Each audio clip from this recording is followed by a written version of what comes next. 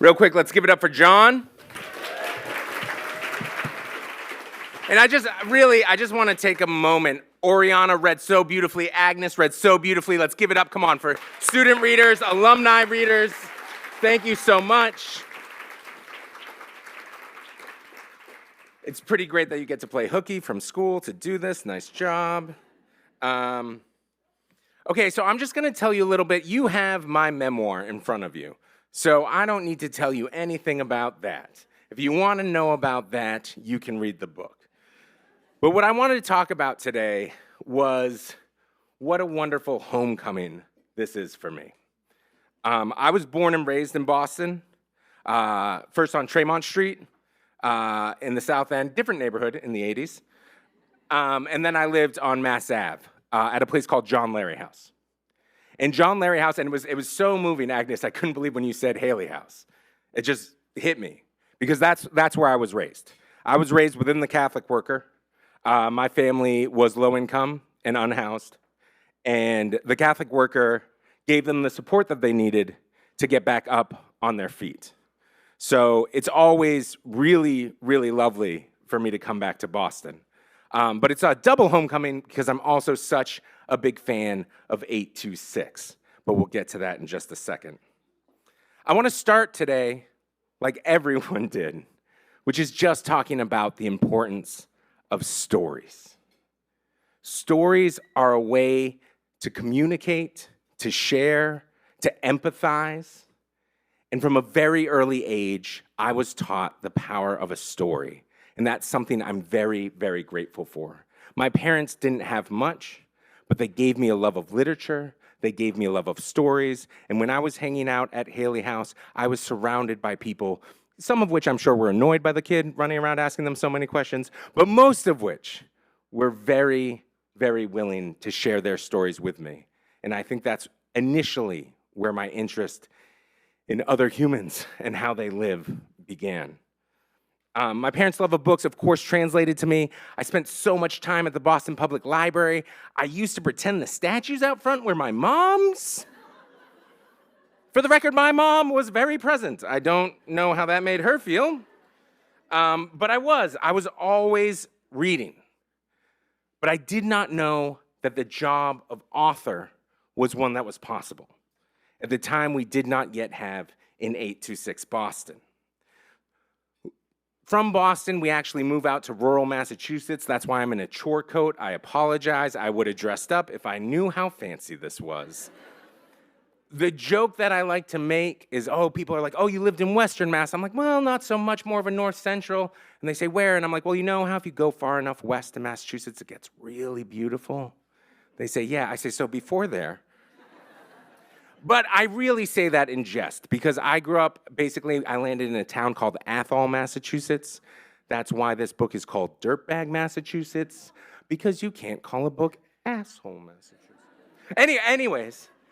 But I love that town so much, and I love that area so much. It was a hard transition for a kid. I had a very difficult time, but the Quabbin Reservoir is beautiful. That area of the state is beautiful. Massachusetts is a very beautiful state that, again, has this deep love of literature, and I'm very proud to come from it. But so I lived in Athol. I started getting into trouble, though. I'm just going to be honest. Agnes, I was not. Although I'm sure you got in your own amount of trouble as well. But it sounds like you were very, very good at high school. I was lacking. But luckily, I had some adults, just like you were saying in your speech, who took notice of me. They supported me. They recognized that I was having a hard time at home and that my parents were maybe having a difficult time too. With their help, I applied for a scholarship, and I got a full scholarship to Cushing Academy, which is out there in Ashburnham, Massachusetts. They took me on at the age of 14. They got me out of a difficult living situation, and for that I will always, always be grateful. Again, that is something you're going to find in the book, is the way that class, especially here in the state of Massachusetts, rub right up against one another. I come from a very low-income area, but this is still a very rich state. And there's a lot of conversations, a lot of stories that maybe go against one another, run into each other, but that's where some really important conversations happen. So Cushing Academy gave me the skills that I need to go to college. I was not planning to go to college. I go to college. I want you to know at this point in my life, I know nothing about what I want to do. I've had a job since I was 12, any job I could get my hands on.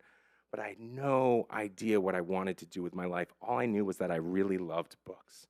So at college, I would sit in the back. I'd be reading, never the assigned reading, but just books, just eating them up, reading under the desk. Great, great love of books. Eventually, I started working on Star Island, which is off the coast of Portsmouth, New Hampshire, about 10 miles out. Again, lots of reading there. Also a job that allowed you to live there. So by the age of 16, I'm out of my own house. Again, you'll read about that journey in this book. But what happens is I end up in San Francisco, California, not knowing what to do with myself, just thinking the most original thing a kid from Massachusetts could do is go to California. Nobody's ever done it before. I remember calling my parents and telling them that. They said, we both did that. Right. But in San Francisco, that's when I'm walking down the street. I was moving out there for a relationship. I think she was kind of like, all right, you can get out of the house anytime now. And she said, there's this place, it says Storytelling and Bookmaking Workshop. Why don't you go check it out? And so I walked down Valencia Street in San Francisco, and there at the address 826 Valencia, that's why it's 826, it's just the address on the building. I see a big sign that says Storytelling and Bookmaking Workshop. I say, yes, I found it, my people. Somebody's gonna teach me how to do this. And I walked in, and it became quite clear that this was a place for children. I was 23 years old. It also became quite clear that what I had walked into was a volunteer session, like an open house, trying to get people in the community to invest in the community by donating their time and working with these wonderful kids. But I was a 23-year-old. I don't know if you all have been 23 yet, but sometimes a jerk. So I was like, oh, I don't want to work with kids, and I'm working at Buca de Beppo. It's Olive Garden, but worse. I don't exactly have a lot of money or time, so I'm just sitting there, but I'm like, if I get up and walk out of here, it's not going to be good. It's not, okay, I'm polite. I can sit here. I can sit through one session. And during that session, I found myself being moved. I found myself being moved by the 826 mission, which is so neighborhood-based. It's so community-based. And now, of course, it's grown and it's gone to multiple cities and there's a national program and I love that about it. But one of the things I love is how just having an 826 location can change a neighborhood. And I started recognizing that. Also, while I was sitting there in the back, it was in a room much like this with much longer tables, but I noticed that on the walls, there are these pieces of paper and they were all framed and they were scribbled on. So it was like type, but with scribbling. And I raised my hand and I said, what are those? And they said, oh, each page there is from a published manuscript.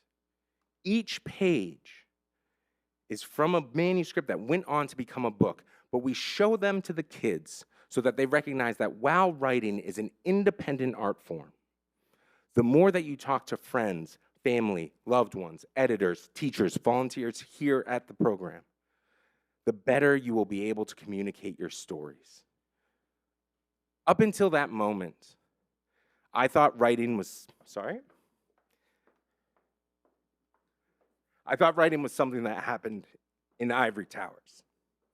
I thought people just sat there and they had to be the most educated with the best degrees, and they typed beautiful prose, and they just hit print, and then they sent it to New York, and New York put a cover on it, and they were a millionaire.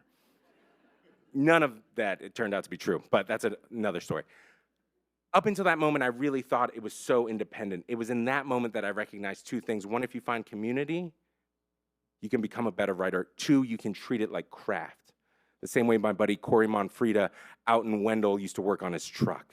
I didn't know how to change oil, he taught me. I don't know how to put words to a page, somebody can teach me. That's when I became obsessed with finding community, and that's exactly what I did.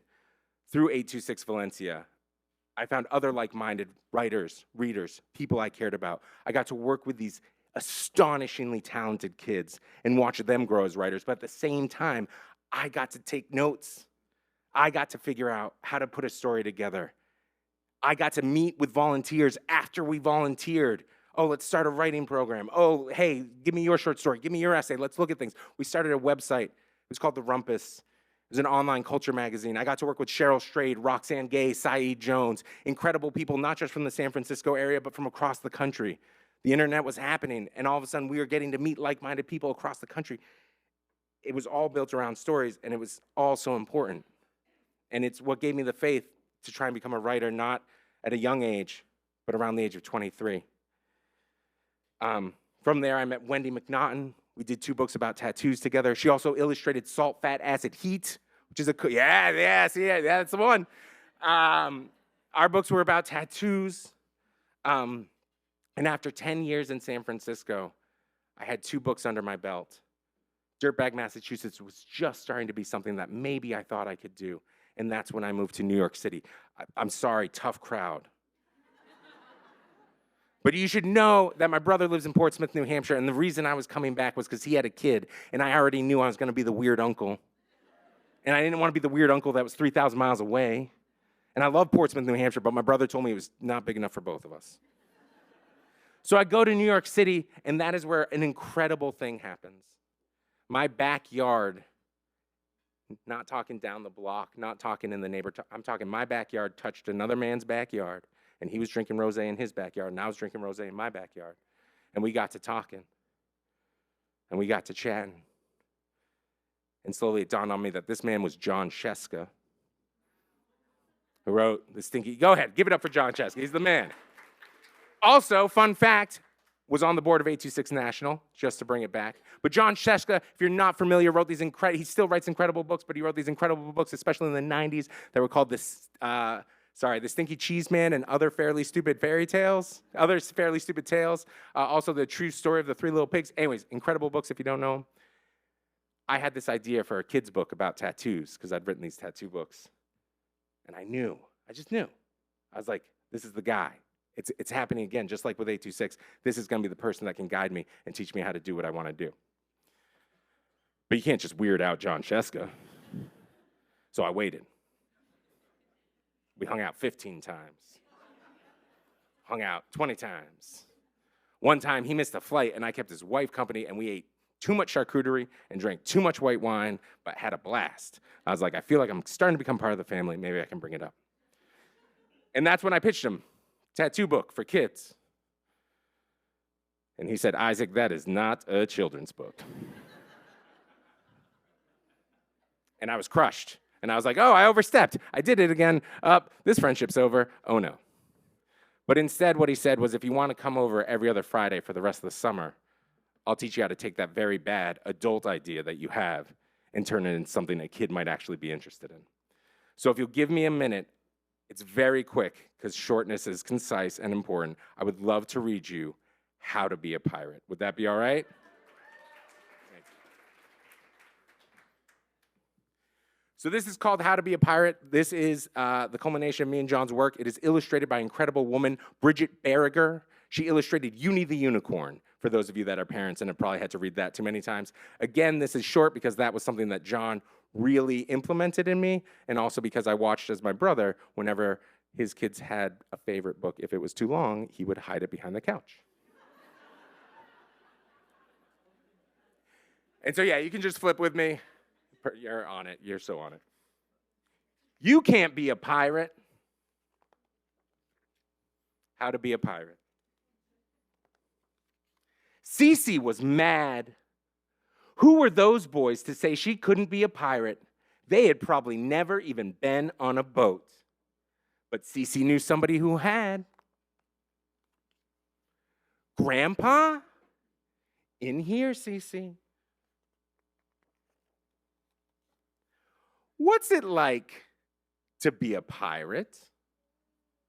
Why do you think I know anything about that? Grandpa asked. And tell me, why do you want to know about pirates? So we've got Cece, we've got the grandpa.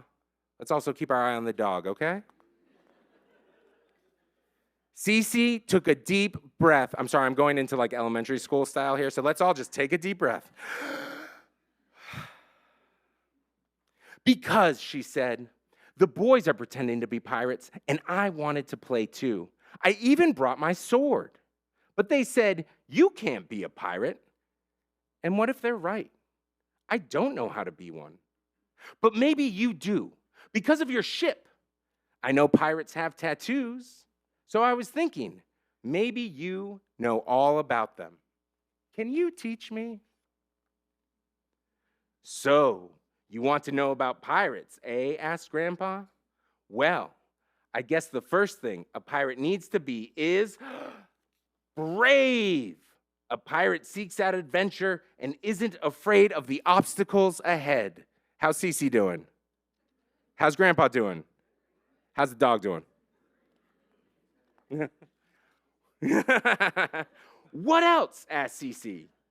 You have to be quick. A pirate is ready to react to danger at any moment. Can you all give me a good E?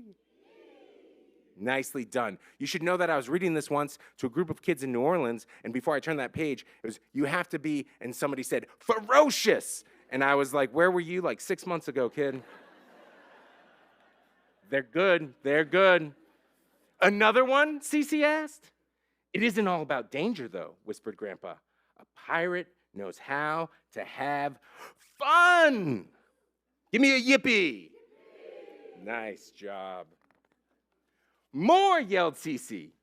Another thing a pirate must be is independent.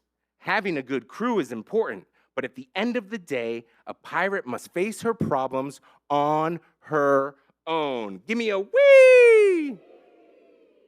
How's the dog doing? Great question, Danny. Where's the dog? In the claws. Good job. That's exactly how that usually goes with second graders. Okay, now we can all cover our heads because we're a little scared, just like the dog. That's all right. We can cover our heads. There you go. But do you know the most important quality a pirate should have? Asked Grandpa. It's something even more important than being brave or quick, knowing how to have fun, or even being independent. Is it treasure? Cece asked. Or cannons? The most important thing a person can have, pirate or not, is love. And they're hugging, and the dog's happy. There's a little tattoo there on the heart. If you can't see it, it says Cece. Cece ran, her feet swift, and her heart strong. I'm going to say it, then you say it. I'm brave. I'm quick. I'm independent. And I'm fun. I love being a pirate. Give yourselves a round of applause.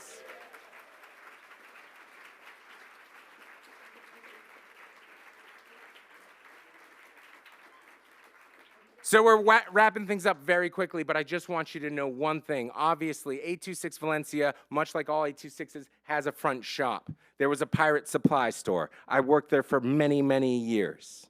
It took me a long time to recognize that this book is more about becoming a writer than it is about tattoos. And this book is more about becoming a writer than it is about pirates.